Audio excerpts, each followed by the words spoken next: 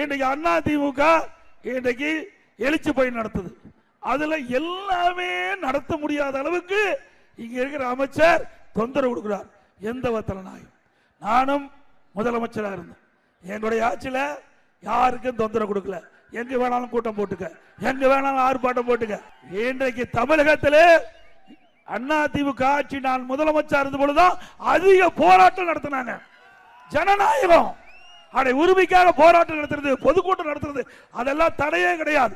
அதை சந்திக்க தில்லு திராணி தெம்பு வேணும். அதெல்லாம் அந்த முதலமைச்சருக்கு இல்ல. பொதுக்கூட்டத்துக்கும் பர்மிஷன் கொடுக்க மாட்டாங்க, ஆர்ப்பாட்டத்துக்கும் பர்மிஷன் கொடுக்க மாட்டாங்க. அப்படியே எழுச்சி போயணுமானா கொடியெல்லாம் பிடிக்கிட்டு போயிடுவாங்க, விளம்பர தட்டியெல்லாம் எடுத்துக்கிட்டு போயிடுவாங்க. இப்படிப்பட்ட அவல ஆட்சி தொடர வேண்டுமா? மக்கள் ஆட்சி தொடர வேண்டுங்களா? இன்றைய இதெல்லாம் நாங்க சொல்றோம். எதுக்கு நாங்க அச்சப்பட்டது கிடையாது. நான் 10 முறை தேர்தல் நின்றுக்கிறேன். 10 முறை நான் தேர்தல் நின்றுக்கிறேன். அண்ணா திமுக அதிகமா தேர்தல் நின்றது நான் சட்டமன்றத்தில் நின்றுக்கிறேன், நாடாளுமன்றத்தில் நின்றுக்கிறேன். ஆக எங்க வீட்டுல உங்களுக்கு பாஜக பலிக்காது. ஆகவே அடுத்த ஆண்டு நடைபெற்ற சட்டமன்ற தேர்தலில் அண்ணா திமுக நிச்சயம் வெற்றி பெறும், ஆட்சி அமைக்கும்.